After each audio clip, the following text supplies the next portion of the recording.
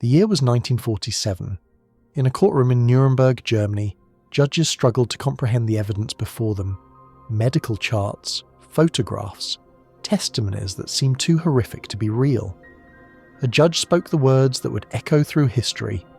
The voluntary consent of the human subject is absolutely essential. These words came too late for thousands of victims, but not too late to prevent future horrors. Welcome to Nightmare Narratives, where true history bleeds into horror and the strangest legends might just be real. If you like the eerie, the unexplained, and the downright disturbing, hit like and don't forget to subscribe. Some stories are too dark to forget.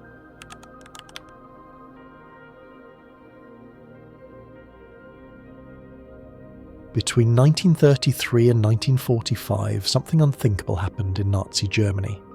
Physicians, people sworn to do no harm, became architects of systematic torture disguised as medical research. At Dachau concentration camp, prisoners were dragged to freezing chambers. Dr. Sigmund Rascher submerged them in ice water, timing how long it took for hypothermia to kill them. He meticulously documented their final moments, calling it research for German aviators. The screams echoed through the camp as victims begged for mercy that never came. At Auschwitz, Dr. Josef Mengele earned the nickname Angel of Death.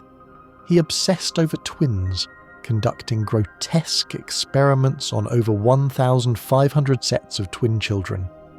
He injected them with diseases, performed surgeries without anesthesia, and tried to change their eye colour with painful chemical injections. Only 200 twins survived. Eva Mosiskor was one of them. Years later, she would say, "I was nothing more than a human guinea pig." But Eva found something even Mengele couldn't take away: her strength to survive and eventually forgive.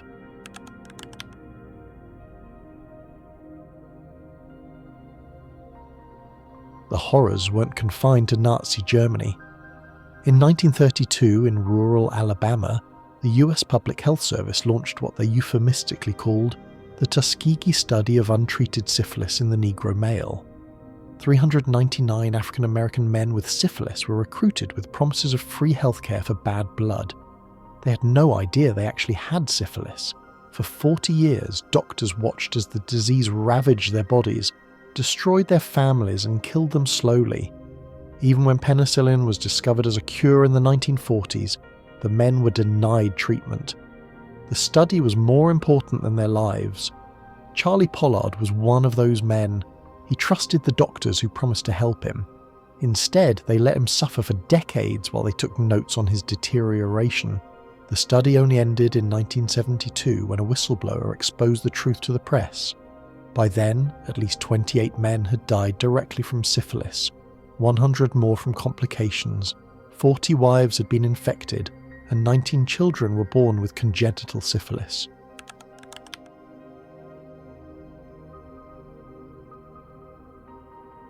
During the Cold War, fear and paranoia drove governments to unthinkable extremes. The CIA launched MK-Ultra, a program to develop mind control techniques. Dr. Ewan Cameron at Montreal's Allen Memorial Institute became obsessed with psychic driving. He subjected patients to weeks of drug-induced comas, massive electroshock treatments, and sensory deprivation. Linda MacDonald entered his hospital for postpartum depression. When she emerged, she couldn't recognize her children, couldn't read, couldn't remember her own name. Cameron had literally erased her mind. She spent the rest of her life trying to rebuild her identity from nothing. At the same time, in US prisons and hospitals, LSD experiments were conducted on unwitting subjects. Frank Olson, a CIA scientist, was secretly dosed with LSD during a work retreat. Days later, he fell to his death from a hotel window. The CIA called it suicide, but his family suspected murder.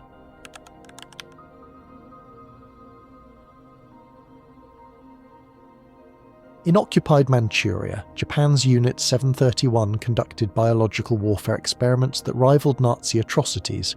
Led by Dr. Shiro Ishii, they infected prisoners with plague, cholera, and anthrax. They performed vivisections on living patients without anesthesia, calling them logs, instead of people. They tested frostbite by forcing prisoners' limbs into freezing water, then thawing them with boiling water. An estimated 10,000 people died in these experiments. After the war, the US granted immunity to Unit 731 leaders in exchange for their research data. The victims' suffering was traded for scientific information.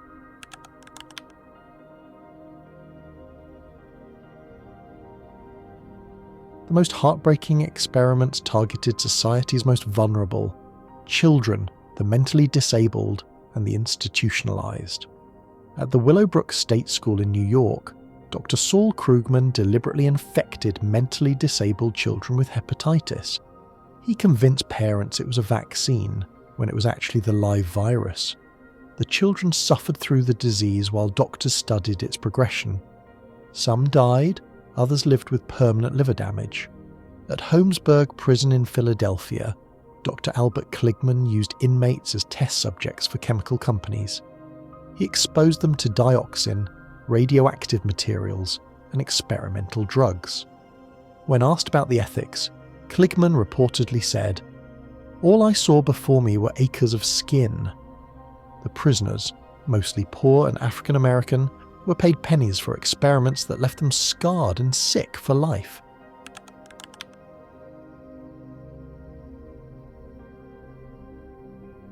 The Nuremberg trials of 1947 marked a turning point.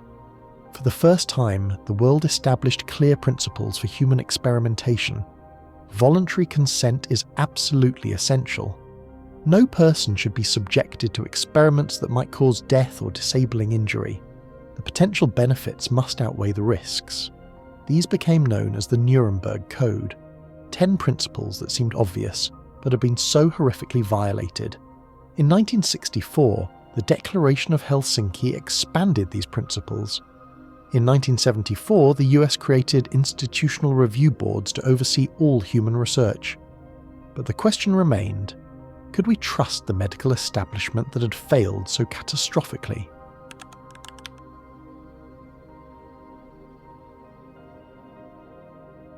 The legacy of these experiments extends far beyond their immediate victims. They created deep mistrust in medical institutions, particularly among communities of colour. This mistrust persists today. During the COVID-19 pandemic, vaccine hesitancy in African American communities could be traced directly back to Tuskegee and other medical betrayals. The experiments also shaped modern bioethics. Informed consent, patient advocacy, and independent oversight are now fundamental to medical research. Ethics committees review every study.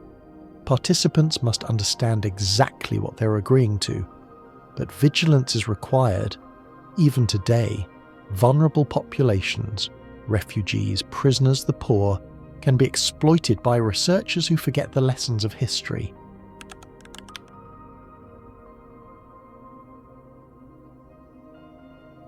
The survivors of these experiments showed remarkable resilience.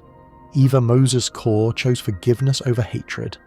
Charlie Pollard fought for recognition and reparations.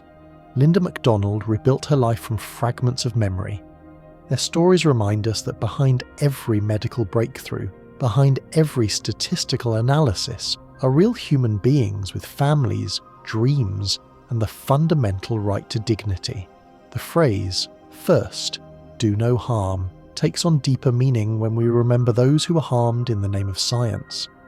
Their suffering must never be forgotten, because remembering is the only way to ensure it never happens again. Science without ethics isn't progress. It's barbarism wearing a white coat.